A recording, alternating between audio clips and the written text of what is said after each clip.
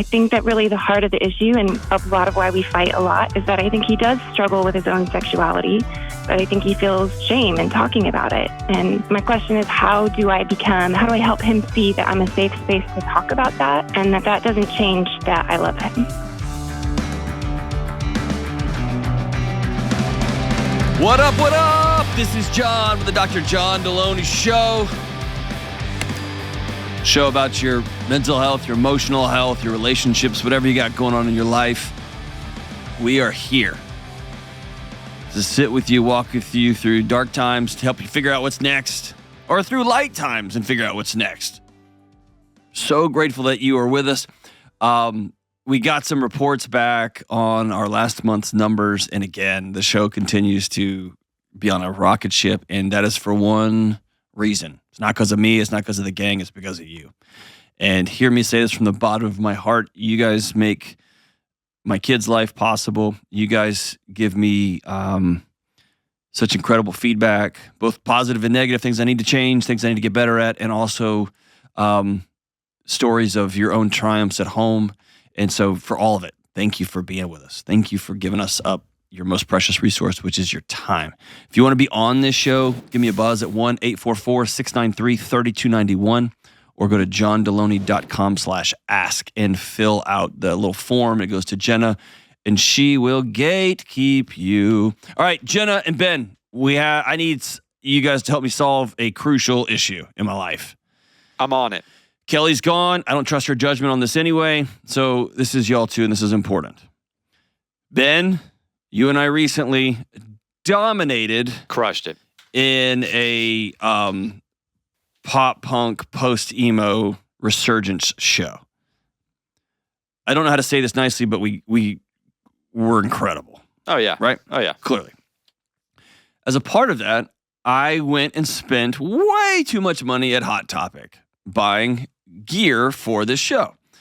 And one of the more humiliating moments of my life was the discussion, I may have talked about on the show, the discussion I had with the lady when she told me my total was $100, $98 or something crazy. But show is over. I've washed off the black nail polish. Boo, you should have kept it. I've taken off the eyeliner. I'm not wearing a mohawk, all the things. I'm back at my day job. But I'm loving my chain wallet that I got. I'm sorry, what? I had chain wallets were the thing back in like the early 2000s. So I got one for the show. It was super cheap. I got it. And I kind of like it. Why? Because I don't know, just makes you always know where your wallet is. And so that's fair. The other day I had it, and me and my manager were out at getting lunch, and he just looked at me as I pulled my wallet out to pay, and he said, "I've never been so embarrassed in my life as I am right now." And I realized I'm too old for this, but I kind of love it. So I've never been okay with you bringing it back. I am 100% behind it. I'm kind of all back. Let's bring the chain wallet back. But y'all three are younger and hipper than me, so I need to know. You're clearly not buying it. I just think it looks not incredible. No, that one. Maybe if it was like more subtle to start, like you need to work your way into it. That one just looks so chunky and fake. I think a word no one has ever used to describe me is subtle. That word has never been like, John Delony's subtle. But it does feel very Hot Topic-y. Listen. If there are any listeners out there that have this themselves, please let me know. Because if we have more people who actually own them themselves, then maybe it's a trend that can come back. But if it's just you, I don't know. Ben, would you buy one? I wouldn't wear it in public, but hey, I don't need to know what's in your bedroom. That you bought it because it seems like it's on brand for you. All hey, right. fair, yeah. It would have been way cooler if you were like, dude, I need a chain wallet. I was going to get John Delony chain wallets made for the whole team, but clearly that's a mistake, so I won't do that. Well, the sad thing is that you spent $100 at Hot Topic and we didn't even win. We got second, I know. So I know. Close. We should have got really tight regulars. Next year you need to spend $200 at Hot Topic. Maybe that'll get you over the edge. Nope. Got a whole new plan for next year. Sign up for the rewards. All right, let's run out to the 512 in Austin, Texas, and talk to Allie. What's up, Allie? Hey, it's awesome to talk to you. I have binged all of your shows, and I'm totally loving it. I'm totally nervous about the topic, but I'm not nervous about talking to you. So awesome. I feel like you're an older brother at this point. That is the but nicest thing. The topic thing. is pretty heavy. That's the nicest thing somebody has said to me in a long time, especially because my show team thinks that wearing chain wallets is stupid, and I disagree. So thank you. Well, I'm going to vote with them on this one, but everything else, you're like the cool big brother. You're from Austin, which is basically Portland of the South. I know. I'm supposed to be okay with it. I thought we were on this together, but fair enough. All right, so what's up, Allie? Let's do it. Okay, so I wrote out my little preface and question, and then I'm just going to really live organically in this conversation because I'm super nervous about the topic, like I said. Cool, let's do it. Let's do it. I have a tendency to ignore red flags and focus on people's potential. So I have committed to following your advice. Whatever you tell me on the show, like you could tell me to do the chicken dance on the top of my car at HEB, and I'm going to do it. Okay, you need to know 100% that's going to be in the things I tell you to do. Okay, well, I'm going to start practicing. All right. Hey, hold on. My question. Do me a favor before you do the question. Will you do me a huge favor? Uh-huh. I want you to take as deep a breath as humanly possible. Take it and hold it, okay? Ready? 1, 2, take it. Hold it. 1, 2, and then let it out. All right, here's my promise with you, okay? I can hear in you that you're nervous to talk about what you're about to talk about, and here's my promise. My promise is whatever you say, I'm gonna be with you, okay?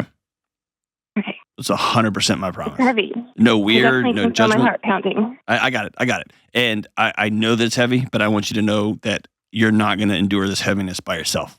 Cool? Okay. Yes. It's awesome. Awesome. Okay. So go for it. I'm here. Okay.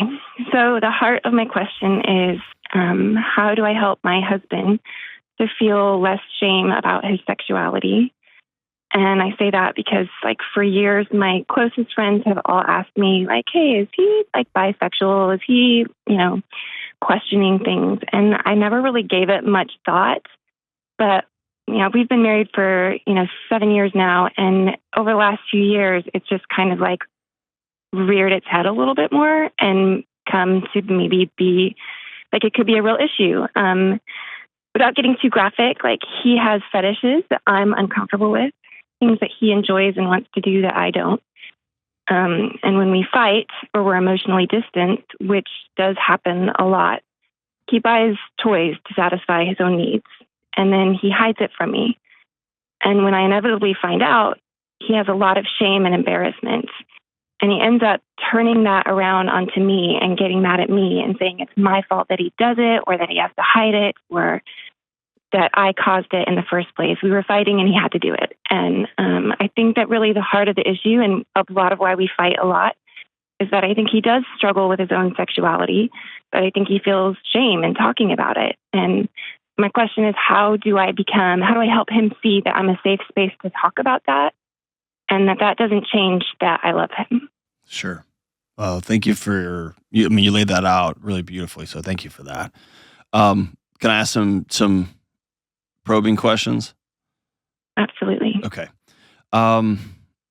Question number 1 is, besides particular sex acts that he enjoys that you're not into, and besides his going to get sex toys and to assumedly masturbate himself, right? Take care of himself in any number of ways. Mm-hmm. That's a very limited scope for why you would think, I think my husband's gay, I think my husband's bisexual, or I think my husband's not attracted to me. Whatever's there, that sense of shame. Paint me a fuller picture here.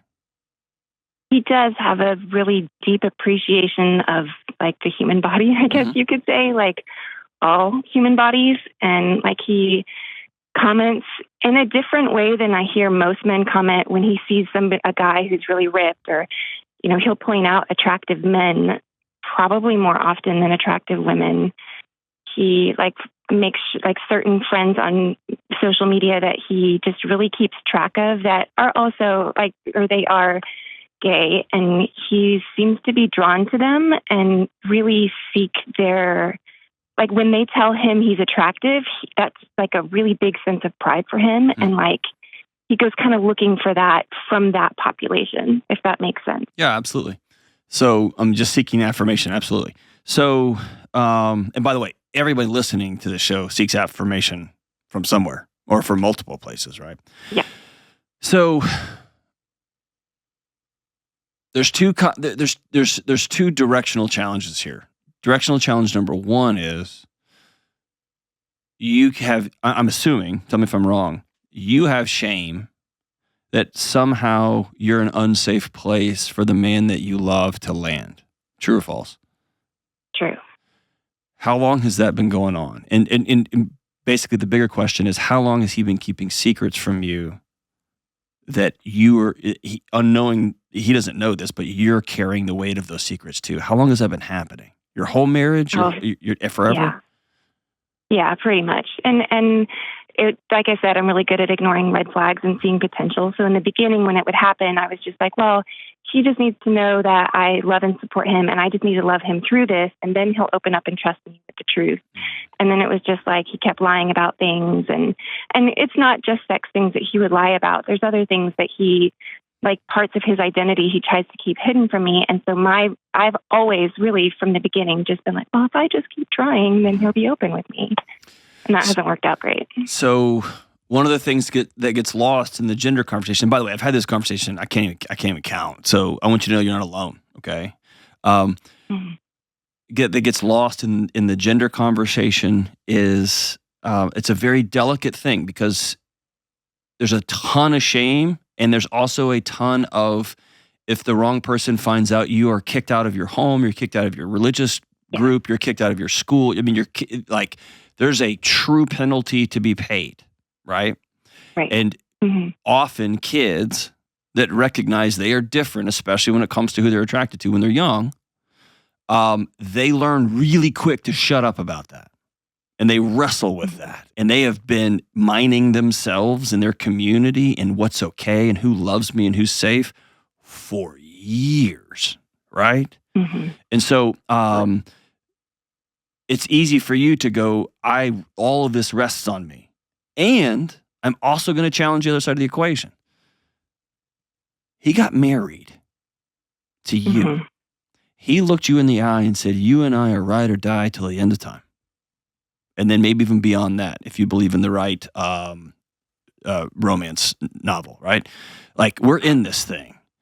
And so there is a price to be paid on both sides. One, you better not say anything. And I attached myself to somebody that I said I was going to be connected to intimately, not just sexually, but spiritually, right?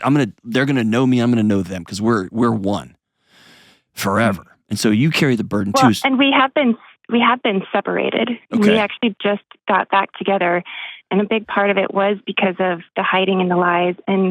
But my bigger problem with the hiding and lies is that he makes it sound like it's my fault. He turns it around and blames me. So then I feel like I'm going crazy. I question reality. Like, yes, it's gaslighting. Did this thing fine. really happen? It's gaslighting. Yeah, it is.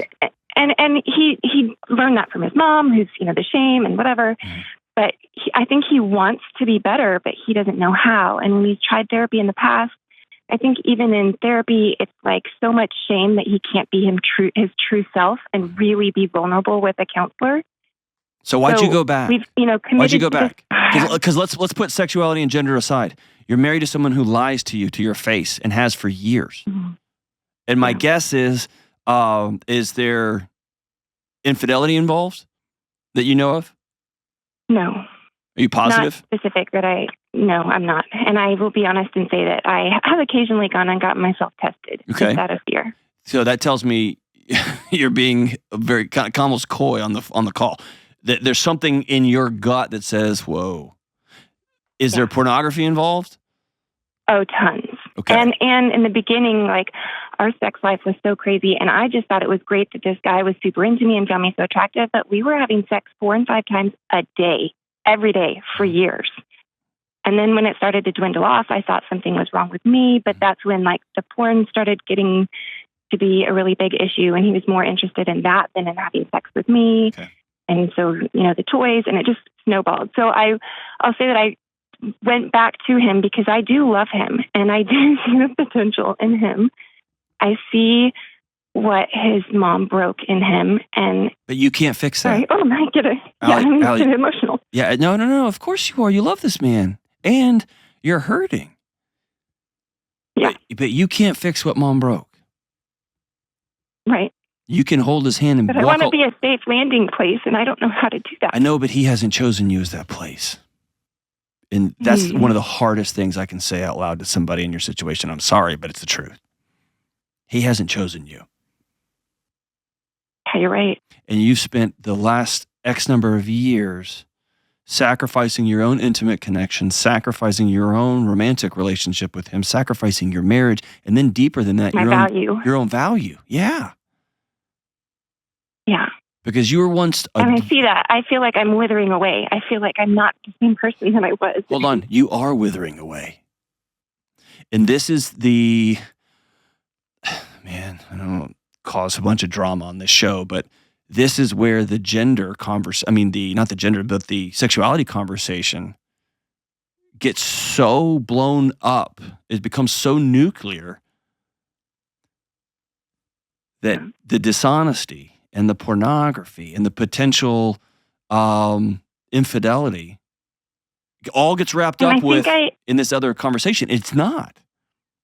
I think I excuse the dishonesty as I just feel bad for his shame. And I want to believe he hasn't cheated on me. I want to believe all of these things. But you don't. When I catch like he bought a toy and I find out there's so much embarrassment. We can't have a conversation. We can talk about so many things in our sex life and we have conversation, but about that, he shuts down and he won't talk to me. And he's just like, oh, it's fine. I just fell off the wagon.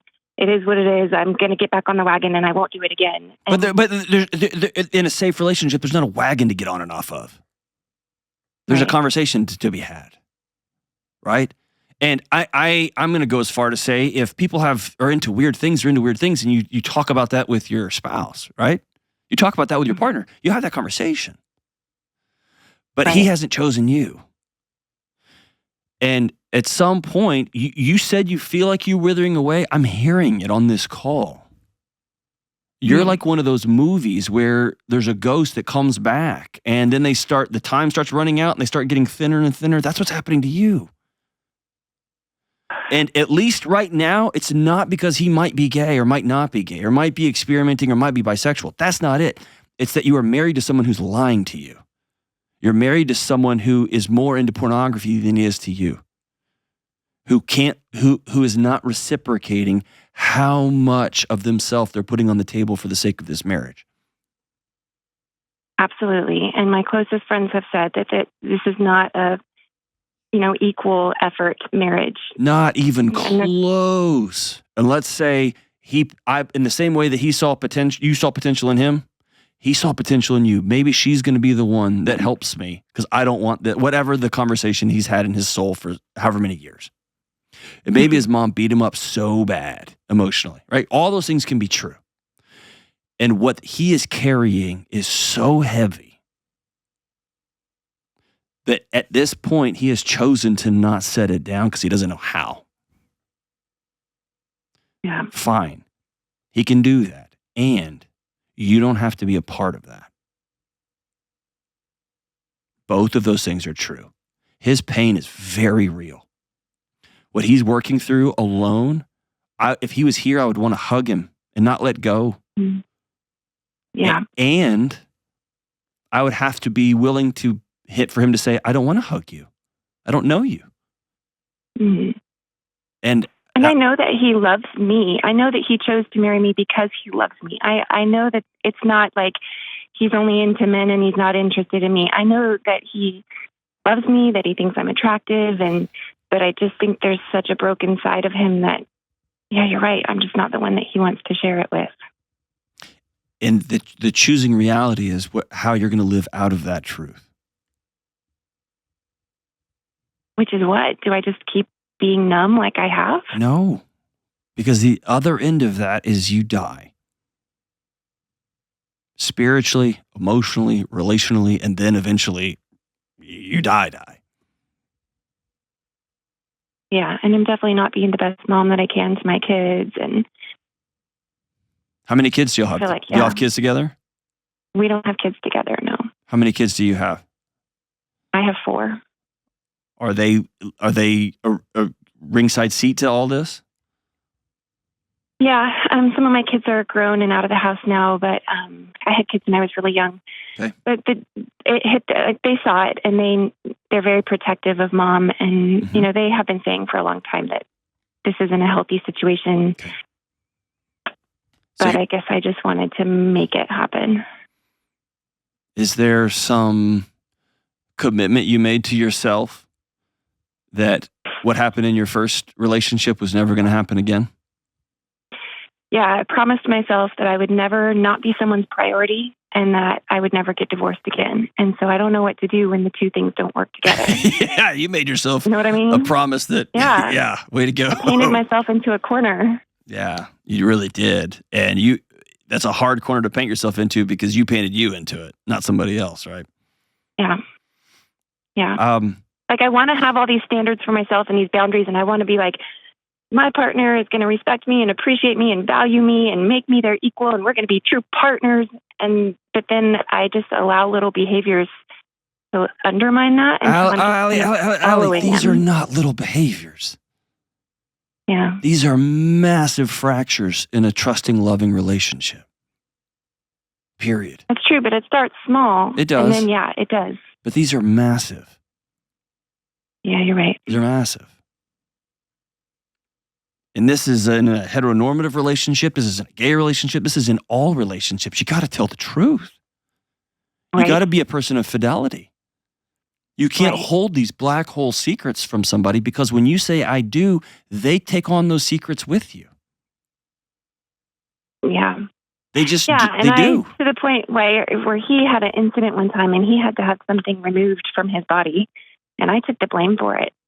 I showed up at the hospital and I said it was me, I did it, and took that shame from him because I hold that black hole. But I don't think he does the same for me. I know he doesn't because you wouldn't be on this call. And so one of you made yourself a bunch of promises that relied on somebody else's fidelity. And I'm of the opinion, like in faith circles, they talk a lot about infidelity is about who you sleep with. It's not sleeping with somebody that you're not married to. I think you can cheat on somebody with your work. You can cheat on somebody with your golf course. You can cheat on somebody by withholding. You can with neglect, right? You can cheat on somebody by vacuuming up all of your internal turmoil. And then when somebody says, "Hey, are you okay?" you just blast them with it. Or the analogy I use is you carry bricks around in your own backpack, and the moment somebody says, "Whoa, whoa, whoa," you smash them with your bricks, your pain. Oh, and I've done that. I have definitely done that to him. No, he's done that to you. Taking a couple bricks out. He's done that to you. Yeah. Every time you say, "Hey, what is this?" Bam. Yeah. So I think your path forward is pretty straightforward, pretty simple. Step number one is you make a decision on what love and respect you're going to accept or not accept. Number two, y'all had a trial separation. You move back in. You wouldn't be calling me if that move back in was just smooth as silk. It hasn't been, has it? No. Not at all. And so I think it's time for a very direct, hard conversation, which is the following. You might want to write him a letter because it doesn't sound like he can hear it. It sounds like he goes to war with you and you bring something up. Or you might want to write a letter and read it to him.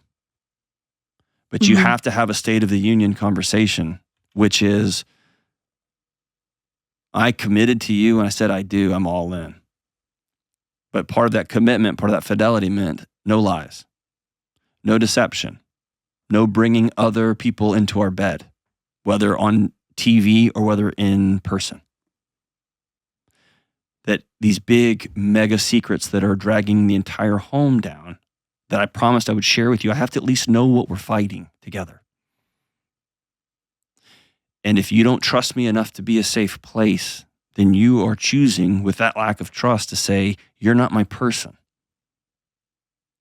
And you are opting out of this unity, this one. And I think you started the call with saying, I will love him to the end of time. I'm with him. He's just not with you. And I think the ball is in his court as to whether he says, okay, I'm all in. I will tell you the truth. I'll tell you what I struggle with. I'll tell you where my shame lies. And that will be something y'all work through together moving forward.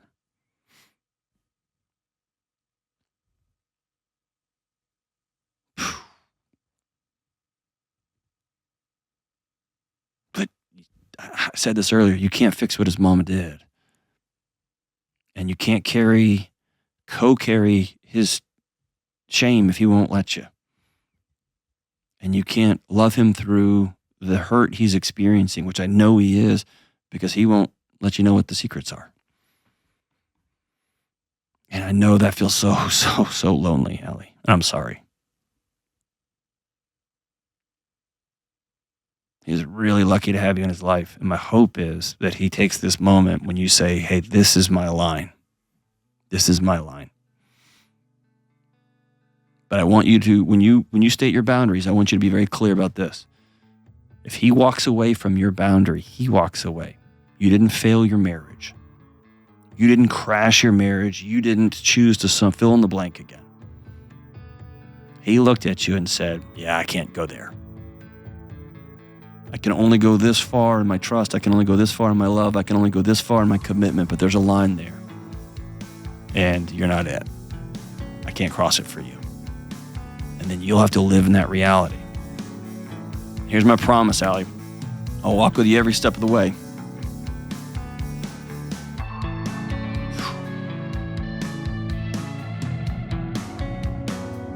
Man, I'm sorry. This is heavy. We'll be right back. This episode is sponsored by BetterHelp. Hey folks, Delony here. Sometimes we know what's good for us, but it feels like we just can't make ourselves do it. Like our brain's getting in its own way. And that happens to me a lot. And I'm pretty sure it happens to you. I know I should play a game with my kids instead of practicing my guitar all night, but sometimes my brain tells me that, hey, maybe that metal band's gonna call after all. You gotta get your practice in. Therapy helps me figure out what's holding me back from doing what I know I should do. And it can help you too. So your brain can begin to work with you, not against you.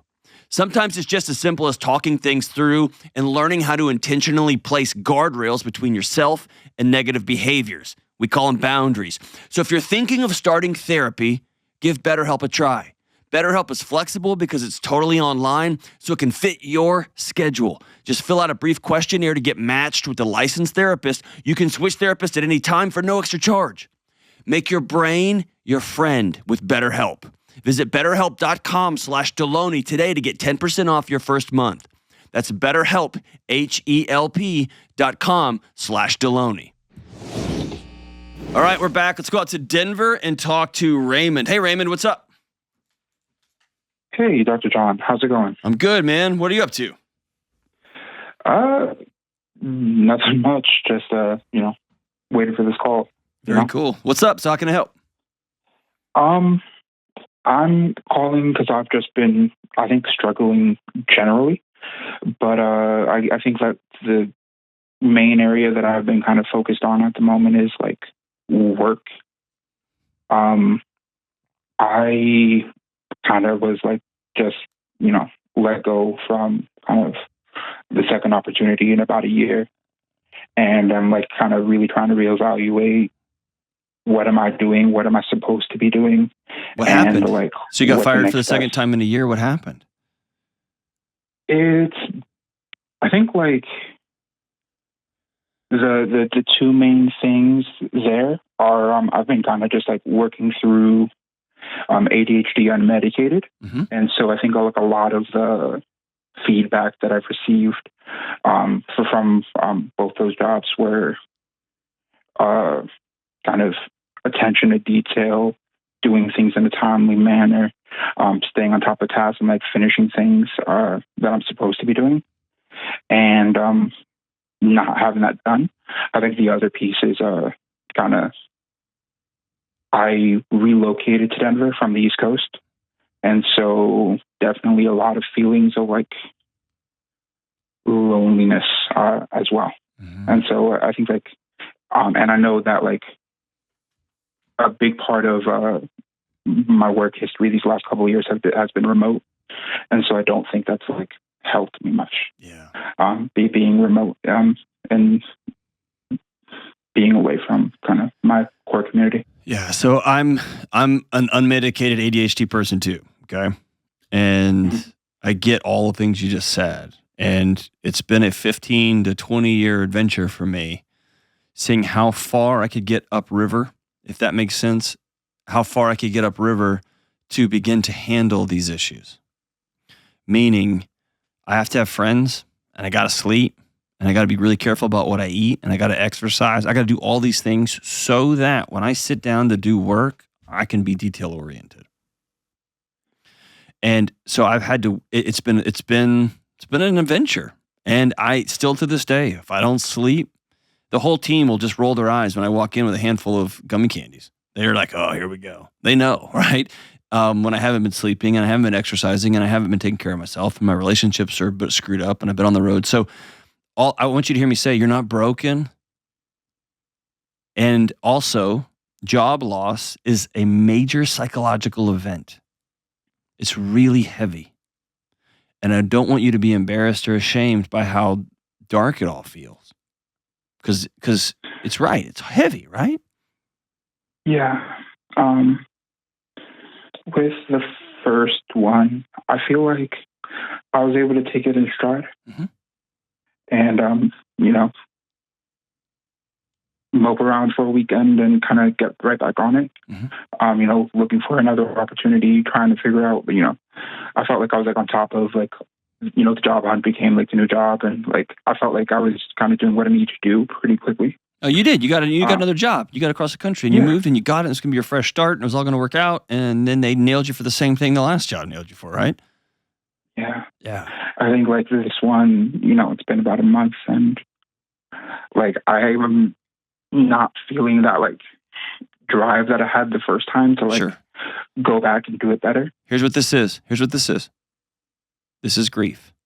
And this is good. It's right. And I don't want you to go back and just do what you were doing harder and better. Okay? I want you to reinvent the system. And that feels daunting and scary, but it's actually easier. It's smaller, tiny little steps. And by the way, if you struggled for a long time with ADHD, you, like me, have a recurring narrative, like a ticker tape, like a stock ticker that runs underneath the story of your life that just says you're a loser, you're a loser, you're a loser. Fair?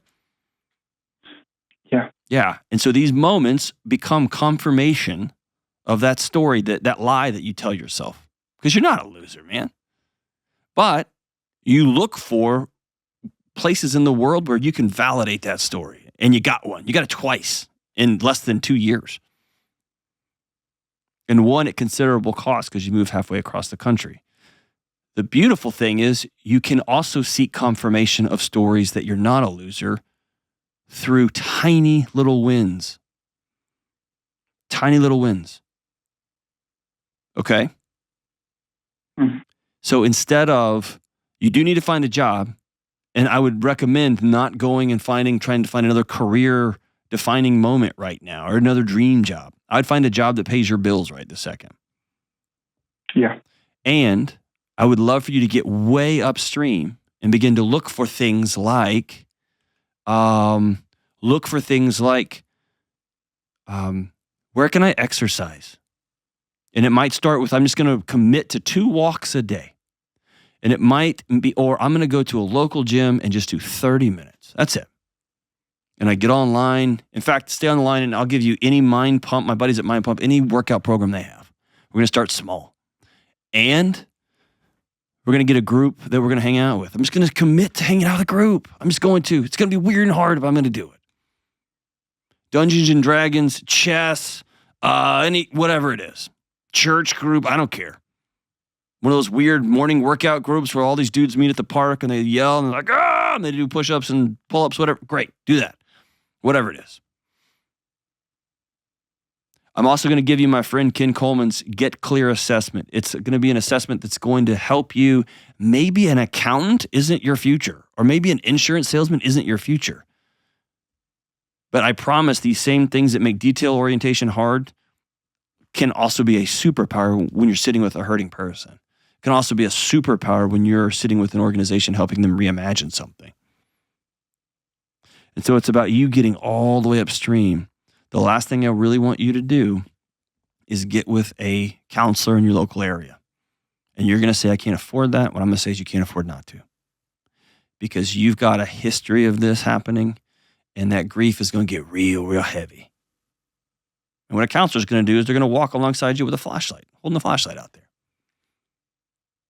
And they're going to walk with you. And here's what we're going to do. A lot of little wins begins to reinforce a new story. That you can do anything. And that you can do the magic D word. You can be disciplined. Slowly, but surely, over time. Or all at the same time and really quick. Some people are just able to flip a light switch and they say, today this is over. But hear me say, I'm not telling you to go get another job and you got to crush it. That's what I'm telling you. I'm telling you, you have to create an ecosystem that lets your body know this guy's driving, and the hyperactivity, that spin up, doesn't have to be every second of your life. Because now I've got a reputation, especially when it comes to writing, when it comes to editing, I've got a reputation for being maniacal about detail. Only because I've gone way upstream to deal with the other stuff. Hang on, though. I'm going to give you 3 months of BetterHelp, too. How about that? We're going to hook you up, Raymond. We're going to take care of you. And I'm going to send you my book, Building a Non-Anxious Life. All of it. Everybody gets a pony and a car. We're giving it all away, right? Hey, I care about you, Raymond, and I want you to go be well.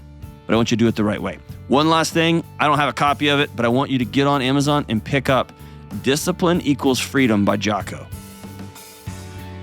It's one of the best, let's dust yourself off and stand up, and here's what comes next books available.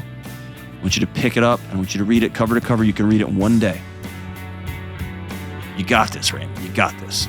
We'll be right back. Hey, good folks. Delony here with some great news.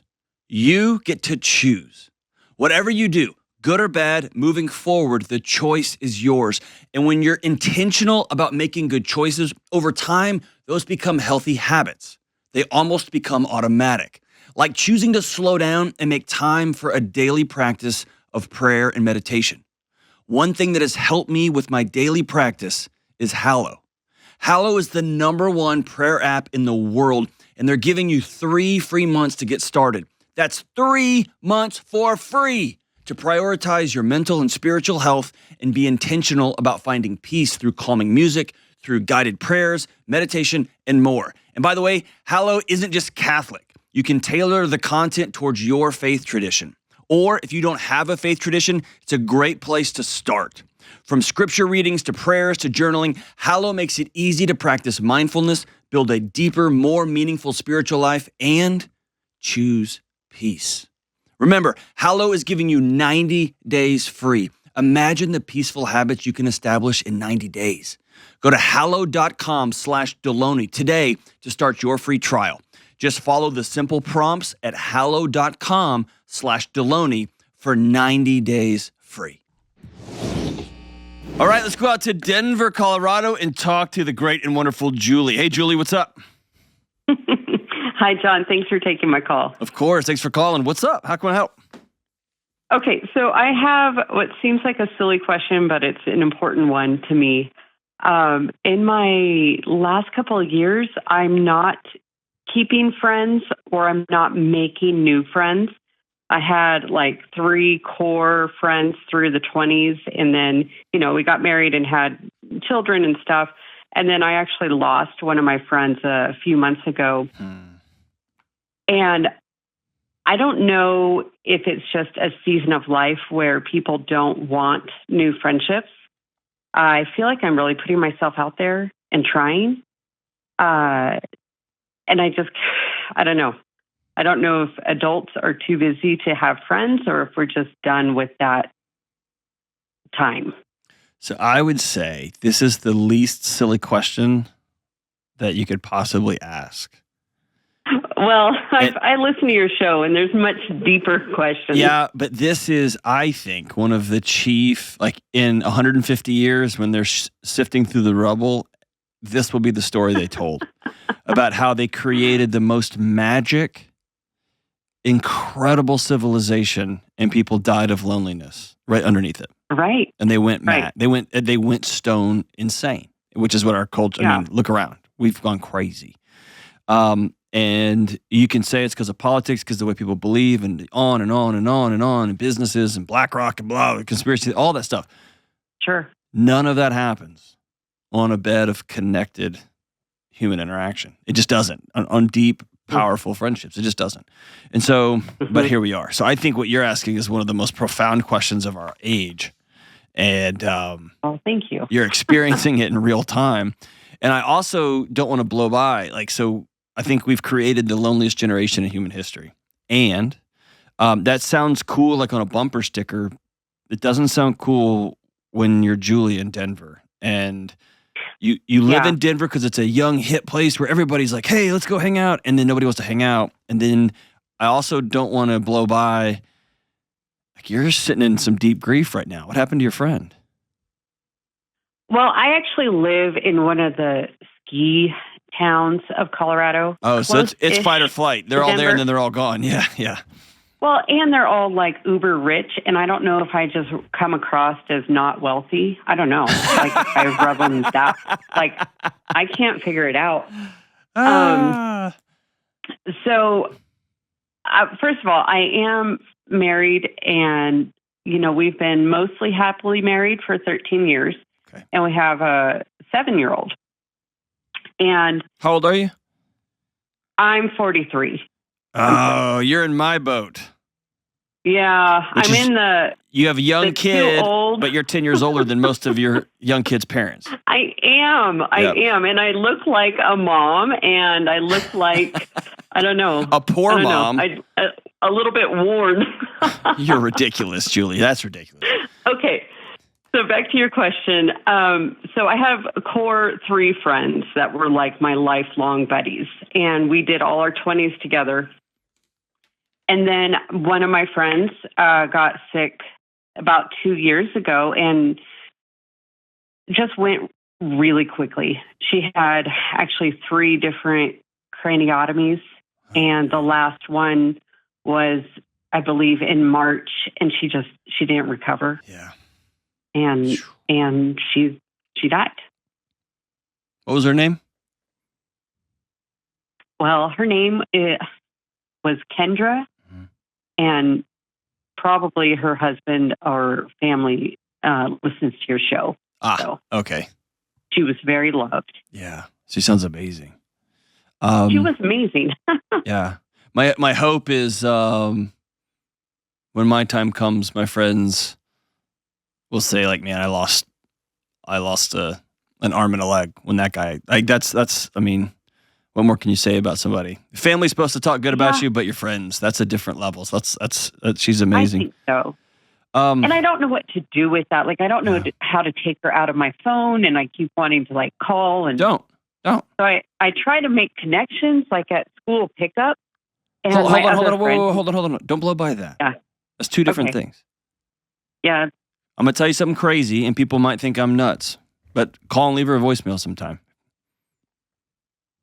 Well, I think her husband would think that's a little nuts, but... He can call you, and you can say, I'm a little bit nuts right now. Right? You're right. Or write her a letter and tell her about all the things that she's missing. And don't send it. True. But the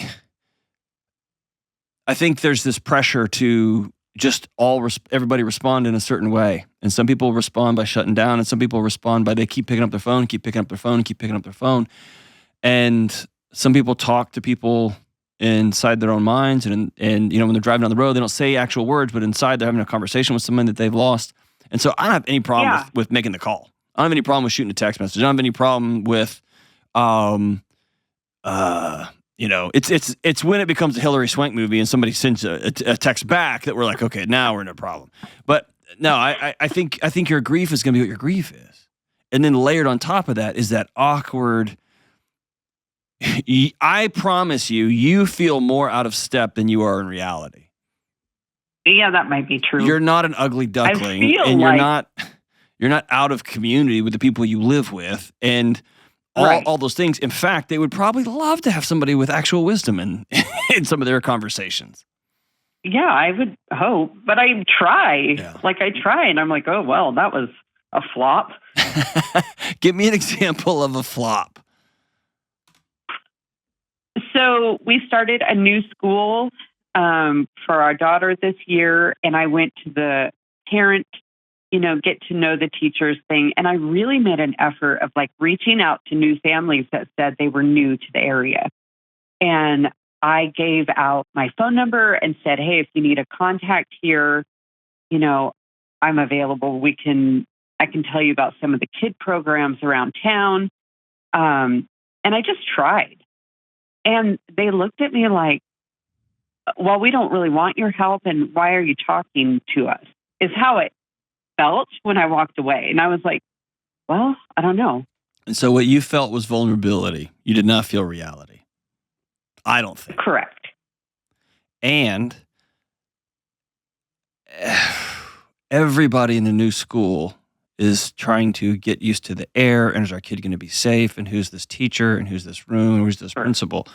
And so it's kind of like when back in like college, a buddy of mine would say, I have one friend in particular who went up to this beautiful woman in like the middle of like accounting and was like, hey, would you like to go out? And it's like, time and place, man. Like, this isn't the moment, right? Right. And so I think the next step, which is going to be, this is you feeling that vulnerability, those social anxiety alarms, and you going, oh, game on, and you go straight into them.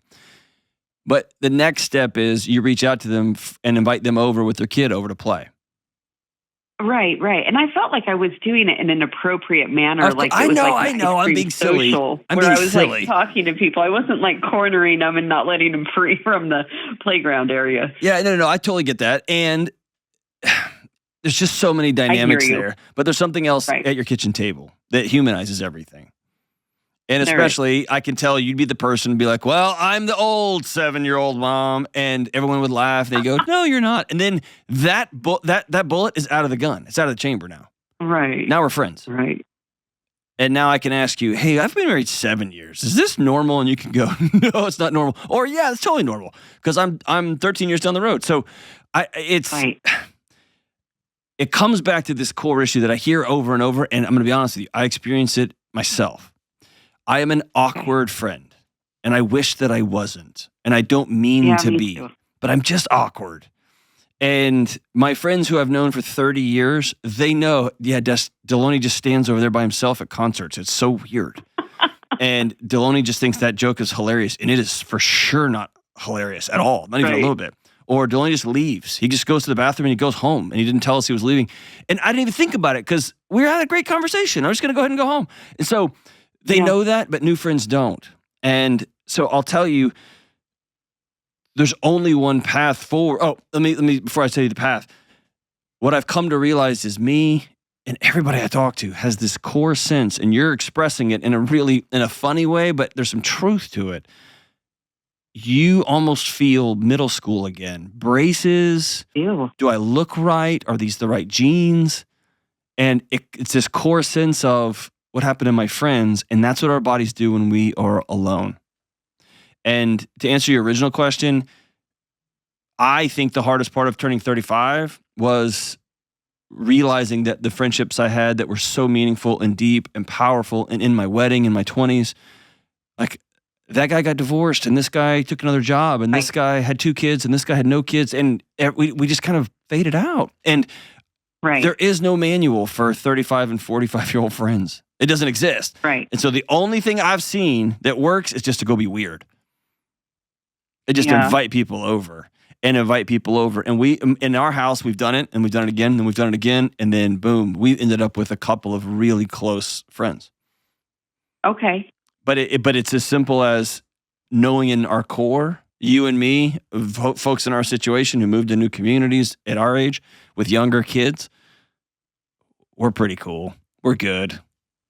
You know what I mean? Like, sure, we got some miles on us. Is that what you said? You got some weather on us or whatever you said? Sure. I'm worn, a little worn. You're worn. It's so ridiculous. Like you're a car tire. We tried, soccer. So this is new. And I just remember sitting on the field being like, oh, man, this is boring. I don't want to be here. Yes. But I thought, I'll talk to some of the moms and, and families around. And I just stood there and I'm like, okay, no one wants to like make connections. They don't. Yes, you're correct. And that is very, very true. Yeah. until somebody does. Okay. Until somebody does. And I mean, the only other thing that I've seen effective, and this has been way more my wife than me, is to get involved in community groups. Like my wife's a writer, so she gets involved. She has a group of writers and they meet once a month, or a group of women who are coach professionals and she hangs out with them. She has a group from our church and they get together pretty regularly. So, but it was group based, and we all, it's everyone shows up to this thing and we all have this one common interest in common. Can we go from there? Because people show up to soccer games, you know this just by watching them. There's those parents who show up as this is like a pre-college workout program, and then there's the scholarship ROI parents, and then there's the like court-ordered parents, and then there's the kid just running around in circles looking for his game controller out in the middle of the field parents. I mean, everyone goes to soccer, but it's for 1,000 different reasons. Everybody shows up to jiu-jitsu for one reason. Everybody shows up to horseback riding for one reason. And so that's where I think you can get involved in some groups. And that sounds insane when you're the parent of a 7-year-old, because I am one too. Like, the thought of having the time to go get involved in a group is madness.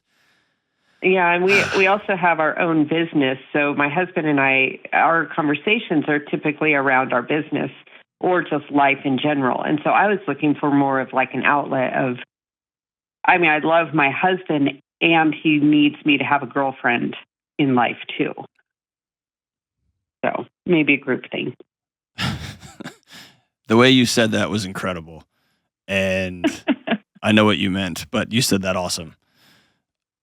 Thanks. Ben, I have a good life. I just want some more friends. No, the way you said it was like, I love my husband and he wants a girlfriend. And I had to stop for a second. You said he wants you to have. No, I'm sorry. He wants you to have some other friends. Me to have like someone that I can go do something with. It's a very different call now. There you go. There you go. Yes. Yeah. Right. Very different. I know grammar matters. No, he does not want a girlfriend. What's your business? We have like a mobile tire service.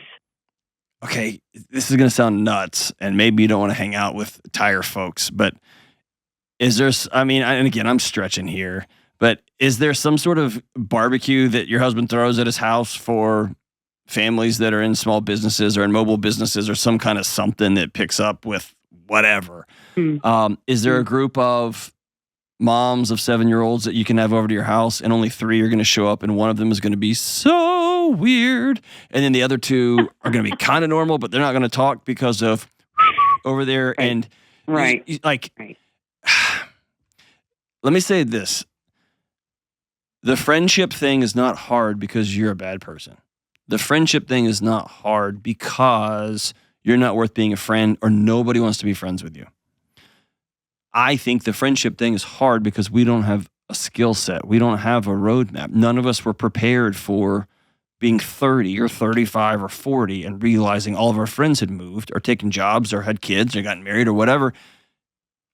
We are all by ourselves. And then our body starts screaming at us. Something as simple as, and Ben and I talked about this, we talked about this on this very show, about there's something about getting together and playing music with some friends. And these guys are coworkers, and a couple of these guys I've shared a couple of different years, which means we were in the same tiny little room practicing for months on end. And then we go have this like common mission, and each of us like screw up in our own little way on stage, and we all kind of laugh, and each of us like hit something out of the park on stage. It ends up being like a group of guys that I really respect and that I really like hanging out with and that I really like laughing with. And then I really like, so natural friendships develop out of that normally wouldn't have been there because we didn't have that common mission. So the two path, again, to wrap it up, the 2 paths forward: go be weird, go invite people to your house and consciously say, I'm not going to make this thing spotless. This isn't a Southern Living magazine ad. This is my friends. I'm going to have some friends over, and there will be some awkward interactions, and then there's going to be 1 or 2 magic ones. And then the second thing is start seeking in your local community to join some groups. And I know it's harder the more rural you get. That's harder the busier you get.